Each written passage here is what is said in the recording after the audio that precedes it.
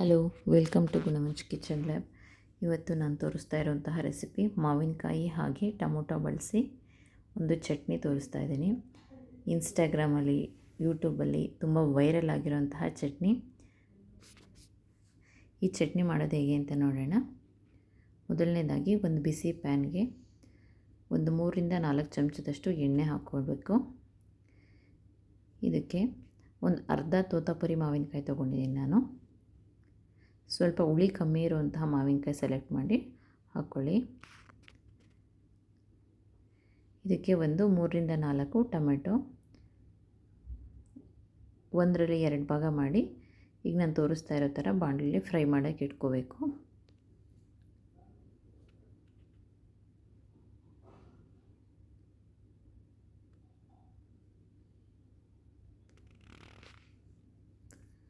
ಇದಕ್ಕೆ ಈಗ ಒಂದು 5-6 ಹಸಿಮೆಣಸಿನ್ಕಾಯಿ ಸೇರಿಸ್ಕೊತಾ ಇದ್ದೀನಿ.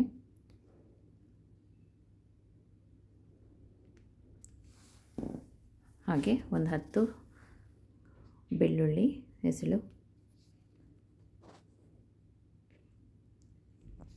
ಹಾಗೆ ರುಚಿಗೆ ಉಪ್ಪು, ಇದಿಷ್ಟನ್ನು ಹಾಕಿ ಈಗ ಟೊಮೊಟೊ ಮತ್ತು ಮಾವಿನಕಾಯಿ ಫ್ರೈ ಆಗೋದಕ್ಕೆ ಬಿಡಬೇಕು.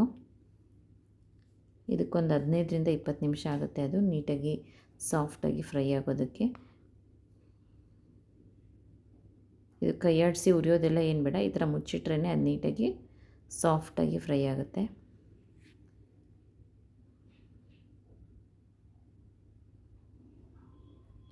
ನೋಡಿ ಫ್ರೈ ಆಗ್ತಾಯಿದೆ ನೋಡಿ, ಈಗ ನೀಟಾಗಿ ಫ್ರೈ ಆಗಿದೆ.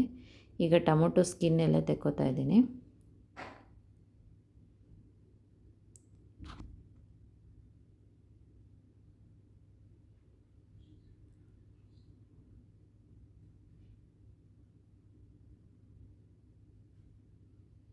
ತುಂಬ ರುಚಿಯಾಗಿರುತ್ತೆ ಇದು ಚಟ್ನಿ. ಹುಳಿ ಹುಳಿಯಾಗಿ ಖಾರ ಖಾರವಾಗಿ ಟ್ರೈ ಮಾಡಿ ನೋಡಿ. ಬಿಸಿ ಅನ್ನಕ್ಕೆಲ್ಲ ತುಂಬ ಚೆನ್ನಾಗಿರುತ್ತೆ. ನೋಡಿ ಈಗ ಟೊಮೊಟೊ ಸಿಪ್ಪೆ ಎಲ್ಲ ತೆಗೆದಿದ್ದೀನಿ. ಈಗ ಒಂದು ಚಾಪರ್ಗೆ ಫ್ರೈ ಮಾಡಿರೋಂತಹ ಟೊಮೊಟೊ, ಹಸಿಮೆಣಸಿನ್ಕಾಯಿ, ಬೆಳ್ಳುಳ್ಳಿ ಎಲ್ಲದನ್ನು ಹಾಕೋತಾ ಇದ್ದೀನಿ.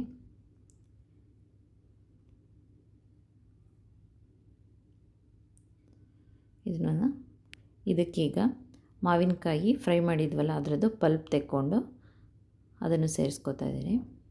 ಇದನ್ನಿಷ್ಟನ್ನು ನೀಟಾಗಿ ಒಂದು ಸಲ ಬ್ಲೆಂಡ್ ಮಾಡಬೇಕು. ನೋಡಿ, ತುಂಬ ಮಿಕ್ಸಿಗೆ ಹಾಕಬೇಡಿ, ಚಾಪರಲ್ಲಿ ಈ ಥರ ಚಾಪ್ ಮಾಡಿಕೊಂಡ್ರೆ ಆಯಿತು. ಇದಕ್ಕೀಗ ಕಟ್ ಮಾಡಿ ಇಟ್ಕೊಂಡಿರುವಂತಹ ಈರುಳ್ಳಿ ಹಾಗೆ ಕೊತ್ತಂಬರಿ ಸೊಪ್ಪು ಹಾಕ್ತಾಯಿದ್ದೀನಿ. ಇದಕ್ಕೆ ರುಚಿಗೆ ಮತ್ತೆ ಬೇಕಂದರೆ ಸ್ವಲ್ಪ ಉಪ್ಪು ಹಾಗೆ ಬೆಲ್ಲ ಅಥವಾ ಸಕ್ಕರೆ ಯಾವುದಾದ್ರೂ ಒಂದನ್ನು ಸೇರಿಸ್ಕೊಳ್ಳಿ.